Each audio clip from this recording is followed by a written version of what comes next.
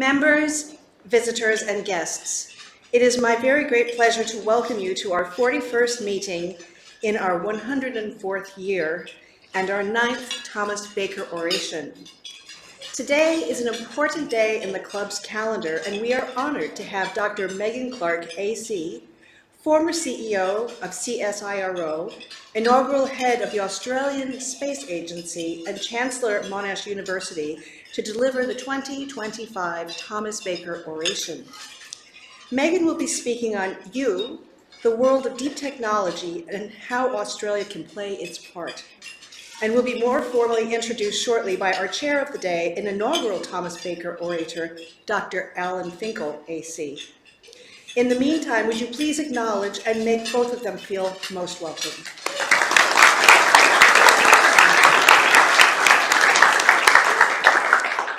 We are very honored to have returning as our special guest, past Thomas Baker orator and distinguished scientist, Dr. Ziggy Switkowski, AO. Also, thank you. Also, as our guests today, we have trustees of the Baker Foundation, Chairman Logan Armstrong, and trustees Gary Jennings, Jocelyn Bignold, and Rob Nethercutt, along with current club members Trevor Nink and former trust chairman Jerry Johnston. Would you please acknowledge and make these guests and members welcome. Amongst our many guests today, we have Conrad Tribble, U.S. Consul General in Melbourne. Also a warm welcome to our honorary member, Tokura Furuya, Consul General, Japan, and recipient organizations of the Baker Philanthropy, distinguished scientists, CEOs, and academics of many of our city's leading science research facilities. We are pleased to have CEO Baker Heart and Diabetes Institute John Greenwood. Also represented is the Burnett Institute, Monash University, CSL, St. Vincent's Institute of Medical Research, and our own corporate member, the Bionics Institute, with CEO Robert Klupax and colleagues. We welcome you all, and would you please join me in acknowledging and making all our many visitors and guests of members and visiting Rotarians, and all visitors welcome.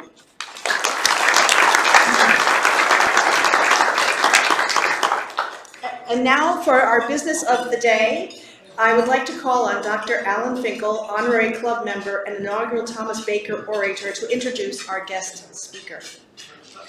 This is the 9th Thomas Baker Oration.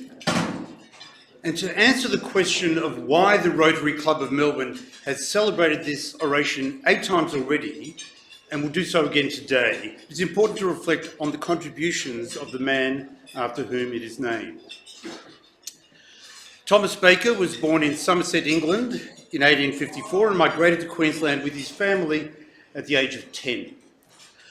On finishing school, he worked first alongside his father as a blacksmith and a coach builder, and then later on as a pharmaceutical chemist. He married Alice Shaw, his partner in life, in business and in philanthropy, later on in 1877. And then the Bakers moved to Melbourne, where Thomas had a go at studying medicine. However, he was distracted by the new craze of photography, just teetering on the brink of becoming a mass market activity. Seizing the opportunity, Thomas set up as an importer and producer of the photographic materials, and he rode the boom in amateur photography to stunning success. His company, the Austral Plate Company of Australia, was so successful that it attracted the interest of the US company Eastman Kodak, and they combined forces in 1908 to become Australian Kodak Limited. Never slowing down, in 1924, Thomas produced the first X-ray film in Australia. He was also known for motoring through the streets of Melbourne in a Rolls-Royce. And I am sure that if he was alive today, Thomas Baker would no doubt be motoring through the streets of Melbourne in the Rolls-Royce Spectre, the hallowed brand's first fully electric Grand Tourer. When Thomas died suddenly in 1928, midway through his presidency of Rotary Melbourne, his will contained a very generous commitment to support medical research and philanthropy. And this led to the establishment of what became the Baker Institute and the Baker Foundation. And both of these organisations continue their connection with Rotary Melbourne through the appointment of Baker Foundation trustees and support for the Baker Institute medical initiatives. And most importantly, the Baker Institute staff are well represented in the audience here today. Baker. Thomas and Alice Baker were born with the Rotary ethos in their bones. Service above self. And it shines through every chapter of their lives, from their contribution to the war effort, to their generous and anonymous bequests, and to the national treasure they built in the form of the Baker Institute. But let's fast forward to 2015. Rotary Melbourne decided to commemorate Thomas Baker's contribution to the fields of medicine, science, technology, industry, and philanthropy. The inaugural address was made in July 2016 by somebody I personally know very well, me. At the time, I was Chief Scientist of Australia, and I was very much honoured by the invitation. And since then, there have been 7 more distinguished orators, including Dr. Ziggy Switkowski, who you heard is in the audience today, and Ziggy was the second Thomas Baker orator. The 2025 Thomas Baker orator is Dr. Megan Clark. Now, I first met Megan, I should say, when I was Chancellor of Monash University, and she was the CEO of Australia's National Research Agency, the CSIRO. Megan, I was impressed by your energy, your leadership, and your bonhomie. Shortly after Megan retired from the CSIRO, I approached her to offer her a position on the Monash University Council, and I was delighted that she accepted. Megan was a thoughtful and strategic contributor to Council's deliberations, and last year was appointed to the role of Chancellor. Megan is very much respected in that role, which is no doubt why there are so many enthusiastic Monash University staff and supporters in the audience today. Can we hear it? All right. They won, Baker. Megan's range of interests is broad. After receiving her doctorate in economic geology from Queen's University in Canada, she held many important positions in the mining industry, including being the Vice President of Technology at BHP. After completing her role at the CSIRO, Megan became the inaugural head of the Australian Space Agency, and she also spent many fruitful years as a non-executive director of Rio Tinto. Today, in addition to being Chancellor of Monash University, Megan is a director of CSL Limited, a member of Bank of America's Australian and Global Advisory Boards, and the chair of MITA Australia. In recognition of her professional career, Megan was awarded a Companion of the Order of Australia for eminent service to scientific research and development, and she is a recipient of a prestigious Australian Academy of Science medal. Today, as you've heard, Megan will explore emerging advanced technology areas in space, data storage and synthetic biology, and ask the question how Australia can play its part in the fast-changing realm of deep tech. Ladies and gentlemen, please join me in welcoming this year's Thomas Baker orator, Dr. Megan Clark.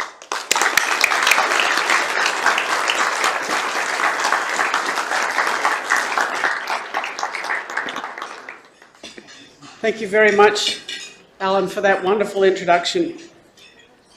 I wanted to thank very much the representative of the President, Carol Bond, Rotarians and guests, and thank you all for this wonderful opportunity.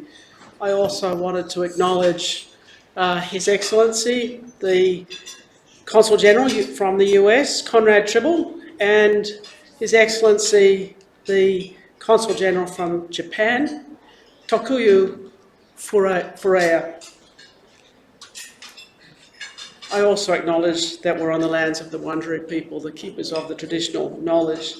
It is such an honour to celebrate Thomas Baker, your 9th club president, and his legacy.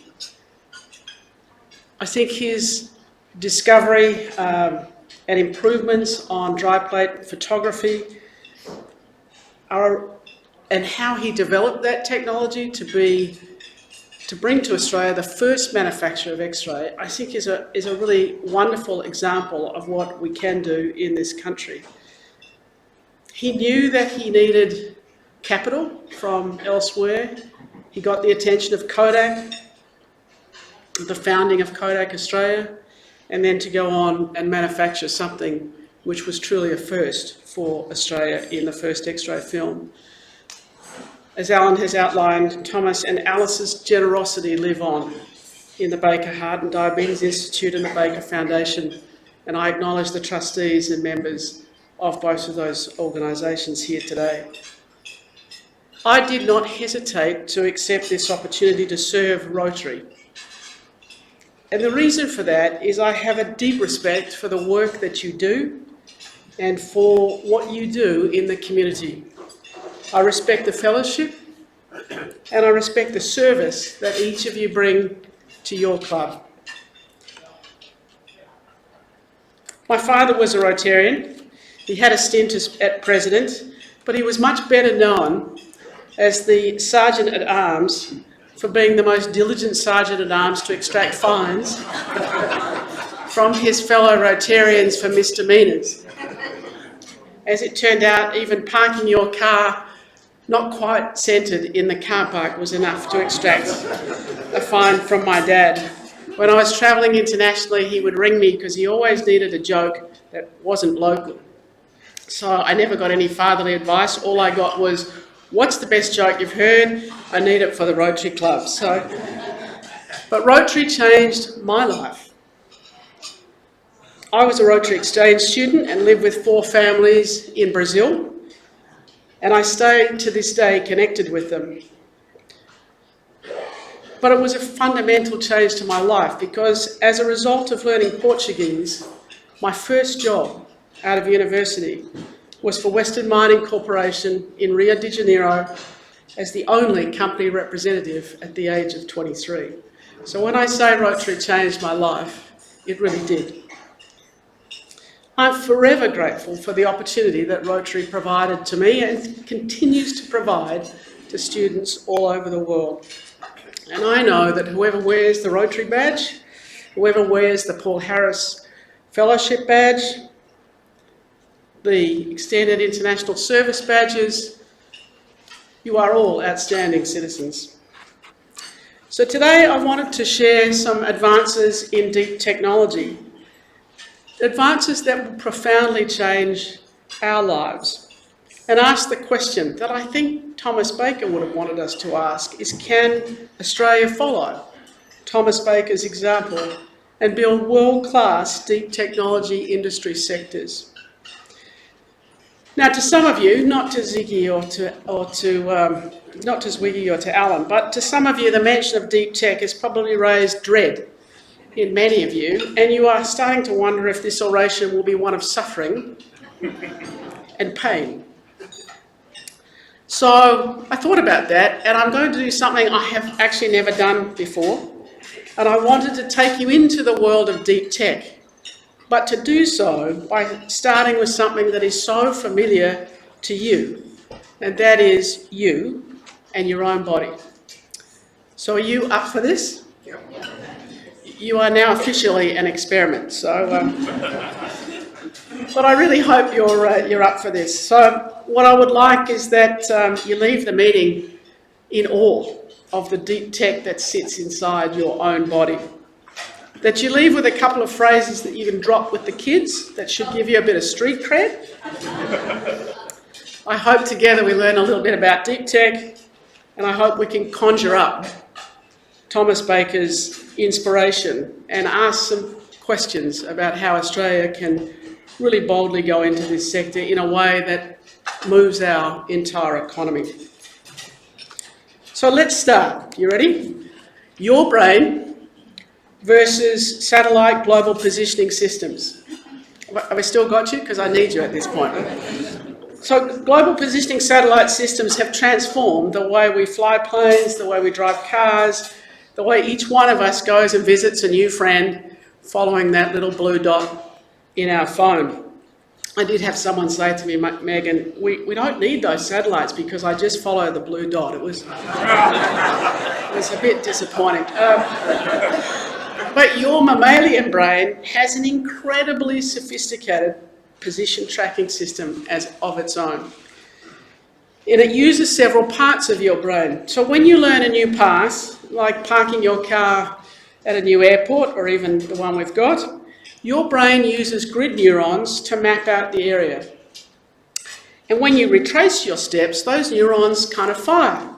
Oh yeah, there's the staircase. Oh yeah, there's the purple banner I saw. Oh yeah, there's the jerk who cut me off in the car park.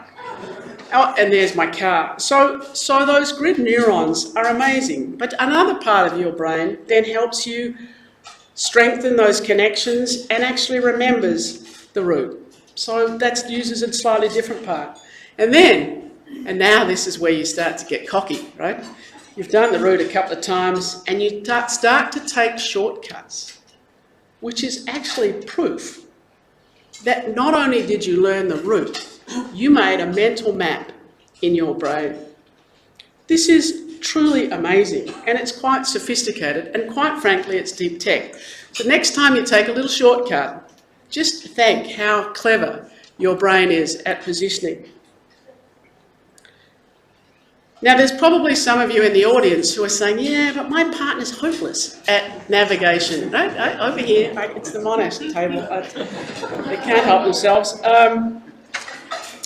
But I can assure you that there is proof that we all have this capacity to navigate. So just watch your partner navigate either the Bunnings or the local shopping centre. 10 minutes to closing time when there's a 40% sale on. Proof that you have an extraordinary system. But finding our place exactly on Earth has confounded us since the first seafarers set sail.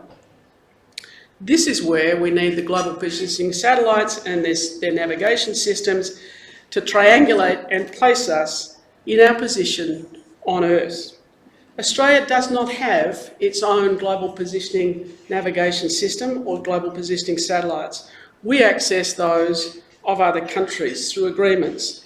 Thank you, Consul General. We access the US.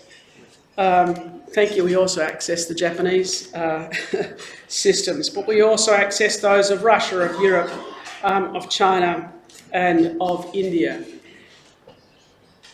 And Australia's location, particularly in our remote areas, was way below world's best practice. In some areas, it was less than 100 metres, which means that if you're flying a plane, a small plane in a remote area in Australia, you would not be able to land unassisted at one of the small airports. So today, your tax dollar, through Geoscience Australia, is investing in a world-class GPS correction system that uses those satellite systems from other countries, but adds an additional correction that will give our farmers, our pilots, our fishing industry, 10 centimetre accuracy. Now, if you extend your hand from the two tips, that's about 20 centimetres. So 10 centimetre accuracy will allow us in our cities to have the ability for robotic cars, for helping blind people navigate exactly and know even where the curb is. This is extraordinary technology. So whilst we will catch up with the rest of the world across all of our maritime and land areas, in the cities we will go beyond what other countries do and have one of the most sophisticated positioning systems. Now remember, you're really good when the area is small. But the satellite systems now will give us that accuracy at the global level and combined. So how are you going? You kind of good with yourself now that you kind of got high tech? We good with this? You up for the next one? Okay, good. I got a bit more enthusiasm than when I asked you the first time. So have you ever wondered about the cloud?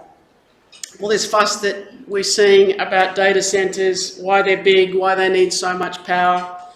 It's come across, and sometimes when it goes, it's in the cloud. Like, where the hell is it? I mean, even I know. I don't even know where it is. But and I never quite know how to retrieve it back again when I put it there sometimes, so you're not alone.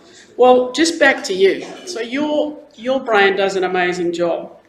Unlike computers, your fundamental difference is that your neurons can both process and store data. And when you're asleep, you filter out all those things that you don't need. If your brain stored everything you saw, even just today, as a video, you can imagine that eventually it would pretty much explode.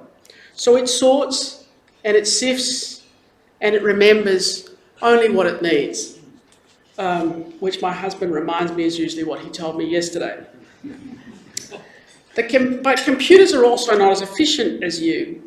Every time they go from storage to processing, so storage to processing, processing back to storage, they use energy and they use a lot of it. Of course, you do that with the same neurons. And they also have massive storage to remember everything that we're producing, just in case you might need it. Big data centers also need sophisticated cooling and temperature control. Your body has an amazing temperature control. So next time someone talks about the fantastic power of a big data center and how fancy computers are, just remember there's areas where you are way more efficient and way more effective than some of those computers and data centers. But we need the data centers because of the amount of data that we're producing, the storage ability that they provide, and they, of course, need access to cheap energy to keep themselves cool, something that you don't need to do.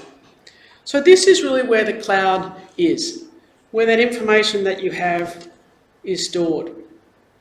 But of course, we need that information on our laptops and on our phones, and this is called the edge. So this is the first bit for your kids when they're giving you a hard time. Say, I know about the cloud and I know about the edge. So I'm going to teach you a little bit about the cloud and edge. So just think of your brain as like the cloud and your fingertips as like the edge, where you want to actually use the data. In the future, your phone, your car, even your security systems will have a lot more of capability and processing capability sitting at the edge. So it will go from the cloud to the edge in the future, whereas from now we've gone pretty much everything into the cloud. I've been really impressed by one company called LLM Vision, which uses artificial intelligence, and they use a large language model to analyse and report what's seen on a security camera, and they do that in plain English. So instead of having to review multiple images or to just highlight where there's movement, it literally will give you a report. Today, Mrs. Brown's cat walked through the yard 5 times. That is incredibly efficient. So I'm starting to see already, as we move the processing capability in specific applications from the cloud out to the edge, as those smaller devices just become smarter and more capable. So next time your kids are giving you a hard time and you want to impress them and they start talking about data and where it is and the cloud, that's just in the cloud, then your response is, the cloud is moving to the edge. That will really sort them out. So they'll go away scratching their head on that one. So how well is Australia positioned for this? Australia is emerging as a regional hub for data centres. So Sydney was the 9th largest data centre market globally and the 3rd in the APEC region in 2025. And in 2024, we see the investment here, $15.5 billion invested in data centres in the Asia region, and of that, $6.7 billion was invested here in Australia.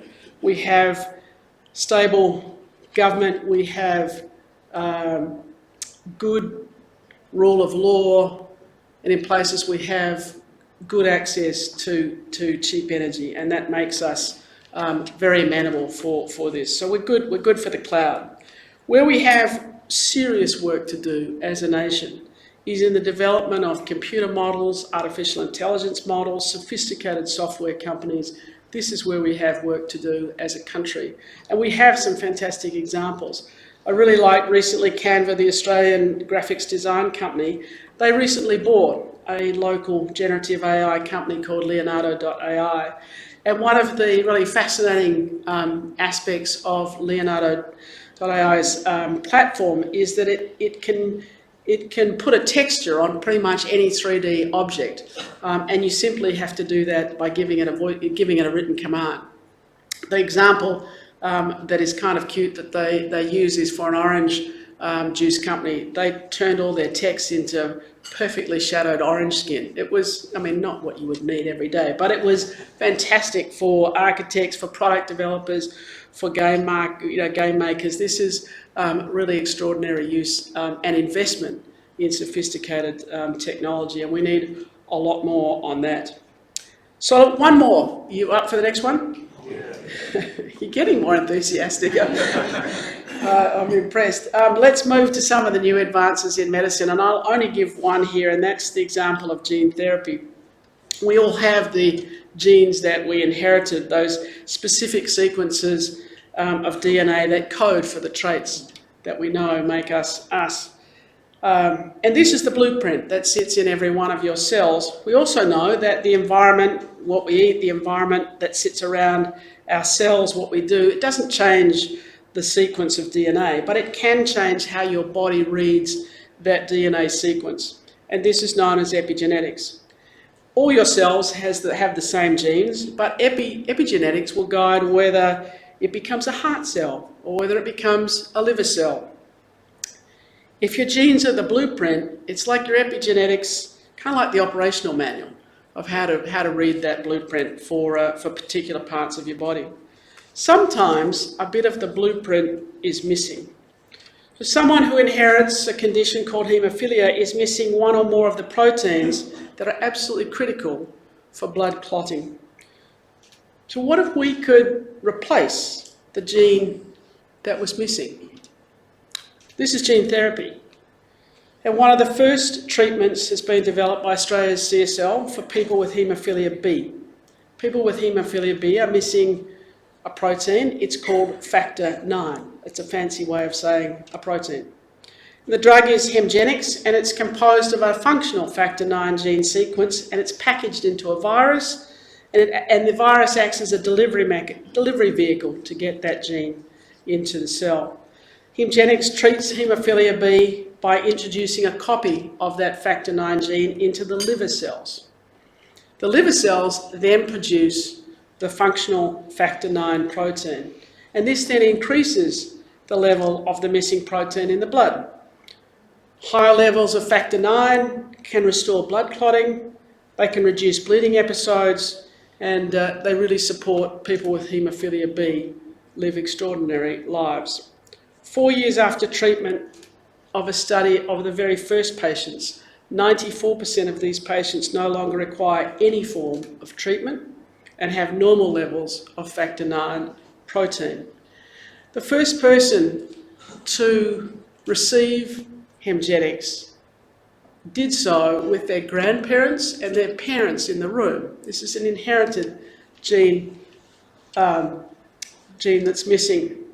And of course, there you had 3 generations. The grandparents, where in that generation, anyone with haemophilia B would have had severe bleeds as a child, would have had joint problems, would have probably by the time they were 9 or 10, no more than the doctors about treating the disease because they were in hospital so regularly. Then you had the parents who would have had access to therapies that would have provided them, either through infusion or subcutaneous, a level of factor 9. And they would have had that every month, every 2 months, as we got better at it, perhaps even longer. And that would give them months, first of all weeks, then months, and now for children, it can give them a length of time enough to go on camps and things that they couldn't do. And here was the first patient who was effectively being cured in 3 generations. So quite extraordinary. In talking to our patients now of Hemgenix around the world, one of the things they say is, I have to get used to being a well person because all my life I've had to carry a suitcase of medicines. I've never been able to go to an island I've never been able to go where there hasn't been a hospital. So they said, I've got to get used to that. So one of the patients said just to get his head straight, he booked himself a trip to a very small island with no medical facilities. And he said it really helped psychologically that he could actually do that. So extraordinary what we can do now. So Australia can be and has been a nation of first. From Thomas Baker's first X-ray, Australia has shown it can be that nation that produces world-leading technology. We were the first country to have a vaccine for herpes virus, the herpes virus that causes cervical cancer, thanks to the University of Queensland and CSL. Thanks to CSIRO, Wi-Fi, the first country to do that. And I might say that at that time, there were over 1,000 laboratories and research teams trying to do the same solution. So it was extraordinary development of technology by our astronomers. Australia's first implant of the Bivacor total artificial heart occurred in March this year, and it was a resounding clinical success. The artificial heart was placed in the patient in November of last year at St Vincent's Hospital, Sydney, in a 6-hour procedure led by the renowned St Vincent's cardiothoracic and transplant surgeon, Dr. Paul Jantz. In February of this year, after a few weeks in ICU and being, as you can imagine, very closely observed in the ward by St Vincent's clinicians, and that team was led by heart failure and transplant cardiologist Professor Chris Haywood. The patient, a man in his 40s from New South Wales, became the first patient in the world to be discharged from hospital with a Bivacor total artificial heart. And this was really as a step to be able to then receive a donor heart. The patient received their donor heart transplant on Thursday the 6th of March this year, and they are recovering extremely well. This is what Australia can do extraordinarily well. The implant is part of Monash University-led Artificial Heart Frontiers program, and it was designed to be that durable bridge between patients needing to get a donor and having to wait, that time that they needed to wait for a donor heart transplant to become available. It's extraordinary in its capacity. One of the things that you need to appreciate about your own heart is that it will work when you're lying down, when you're standing on your head, when you're moving, when you're going sideways. Anyone, and I know there's a couple of people here who come from the industrial side. If you take any industrial pump and tip it upside down or its side, it will not work effectively. So your own heart has an amazing capacity to operate at whatever orientation you choose. It also responds when you need it to respond. What was extraordinary about the invention that was done by Daniel Timms was that he stopped thinking about it as a pump, as something that needed to do this. And he said, really, I just need to move the fluids around and I need to not have any wear. So it eliminates mechanical wear. It has 2 chambers. It uses the maglev technology, magnetic levitation, is something that's been used in trains before to make sure that the parts don't touch each other. It's extraordinary capability, and it has a small power system that sits outside the body attached in. So the Frontiers program is aimed at developing a suite of cardiac devices based on this technology to be commercialised and manufactured here. And the project received $50 million grant from the Australian Government Medical Research Future Fund. So an extraordinary capability, but it reminds us all every day of what your own heart can and does do for you, quite quietly. The first versions, by the way, of the Bivacor did not have a pulse. It was simply the 2 parts moving, and so that was something that the patients had to get used to. Now you can design a pulse by simply changing the velocity of the two sides, so they can give it a pulse, which is actually better for the vascular system, because that's what it's used to. So let's come to can Australia follow Thomas Baker's example and build a world-class deep technology industry sectors? Can we really do this? I hope by now you're feeling a little smug about the deep tech that sits in your body. And I hope that you can appreciate that Australia can and has demonstrated over and over again we can be at the forefront of advances in deep technology. But let's evoke Thomas Baker's example and ask the question, can we build world-class deep tech industry sectors to truly grow and diversify our economy? It's a big ask. We already can count our biotech sector with CSL, ResMed, Cochlear as leading the way. CSL, number one in the world in plasma-derived therapies, number one in the world in providing iron, both oral and infused, number two in the world in flu vaccines. So we know we can operate at the global scale. The same can be said for Cochlear, operating at the global scale. And investing in this country. CSL invested $900 million to upgrade its Broadmeadows facility to increase production of life-saving plasma-based therapies for people with immune and neurological conditions. This investment was part of $2 billion invested in new manufacturing facilities out of Tullamarine, in new laboratory and office facilities in the headquarters in Parkville. So we're seeing that investment by these sectors. And Moderna, now operating and opening a centre for manufacturing of mRNA vaccines on the Monash campus. So we've also seen the emergence, and I've been delighted to be part of this, the emergence of a space sector. We now have over 600 companies that are being tracked in the space sector, including new rocket launch facilities in Queensland and South Australia, and this month, Australia hoping for success in the first commercial launch in Queensland by Gilmore Space.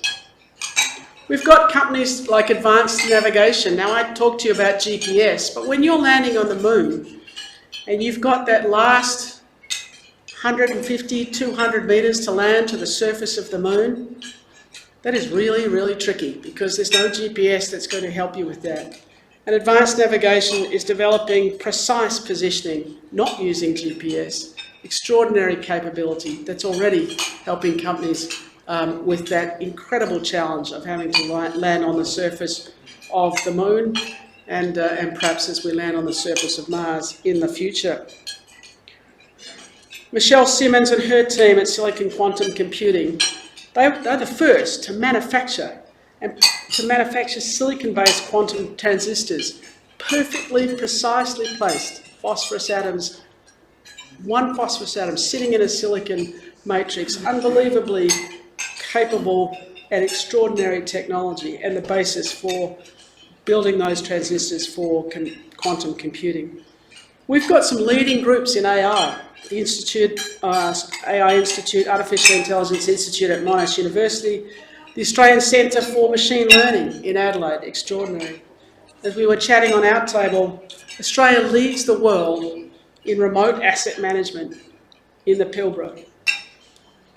This is where the automated trains are the largest robots on Earth, where everything from the mining itself, the trucks, the water trucks, the rail and the operation of the port is handled thousands of kilometres away in Perth. This is something that we lead the world in at scale.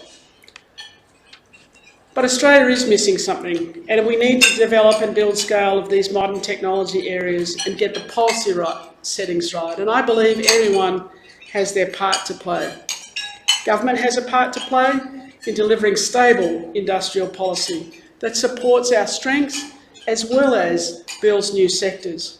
You can see that the support that was provided to the biotech sector many decades ago has resulted in the gravity that we see here in Melbourne and Victoria. Thomas Baker knew that he needed to attract the capital from Kodak if he was going to commercialise his intellectual property and deliver that first X-ray manufacturing. Our universities and CSIRO deserves, I think, stable policy because they need to keep delivering and commercialising the research that supports Australia's future. Industry, of course, requires a stable R&D policy. And you'll notice that I use the word stability because in my experience of leading and managing research teams in different sectors, there's nothing worse when the funding goes up and down. People can deal with limited funding, but they can't deal with instability of funding. And I couch that is the most important thing. Stable, bipartisan, multi-decadal funding is absolutely vital. The private sector here is actually growing and doing its part in the investment of private equity in the ecosystem here in Australia. And of course our superannuation fund and pool is attracting even the bigger players into Australia. And because they're here, and while they're here, they're being exposed to some of our innovative companies, which I think is great. One of the largest customers for deep tech is defence. Innovative companies need consistent procurement policy in Australia to enter into global supply chains. We have oscillated between using large international companies for our defence procurement to supporting domestic supply chains and oscillating back to larger providers. I think we need some stability there, and we're too small of a country to have a separate defence and civil high-tech sector. Most of those companies need to work in both sectors. So some policy stability there on procurement would be extraordinary. We all have responsibilities, and of course at our universities and research centres we have responsibilities to help Australia. And I think one way of boosting Australia's R&D is to scale up the successful research industry engagements. We see that in precincts like Monash Technology Precinct that surrounds the university. There's a collaborative potential there. It's why Moderna has set up in Australia there. It's why the new Victorian Heart Hospital has been built in Clayton. Its precinct includes CSIRO, the Australian Synchrotron, the Melbourne Centre for Nanofabrication, and Monash Health. It's where a quarter of all clinical trials in Australia are carried out. So if any of you have the opportunity to be part of a clinical trial of a new medicine that will save your life or perhaps other people's lives in the future, it's going to be highly likely that that will be trialled in that region. And importantly, Australia is home to some new venture areas, particularly in the university sector. We're seeing spin-outs. We have well over 35 active spin-outs. Recently, we've had a spin-out called Electrolith, which uses membrane technology to separate out lithium. And just last week, Electrolith was named by the World Economic Forum as one of the top 8 innovations making the mining industry more sustainable. So my concluding remarks, I think you've really shown that you have an aptitude to learn about deep tech, so thanks for that. Go Rotarians and their guests. But I do think the best way that we can honour Thomas Baker is to follow his example and be very bold about how we continue to build our deep technology sectors. We've got the smarts, we've got the imagination, we've got the capability to successfully develop deep tech here in Australia, but first we need to ensure that our fabulous research and innovation can thrive, that can get the capital that will allow it not just to thrive in this country but to go global. So that means getting the long-term policy settings right, to foster that research and industry collaboration, to foster our entrepreneurial drive and to attract the global capital that we need. And then we can build new industries at scale. And if we can get that right, I think places like Parkville, Clayton, here in Victoria, can be synonymous with technology and innovation just as much as Silicon Valley. Thank you very much.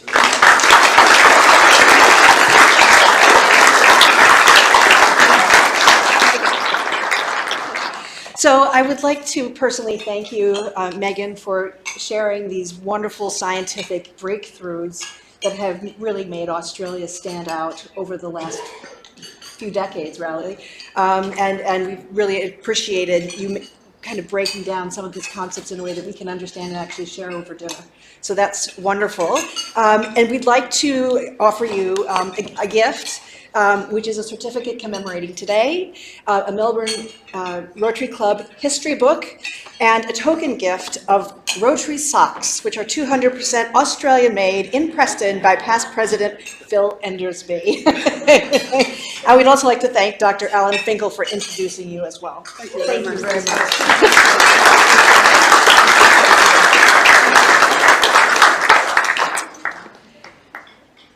All right, this brings us to the end of our festivities for today. I would like to thank all of our guests, Rotarians and friends, for attending.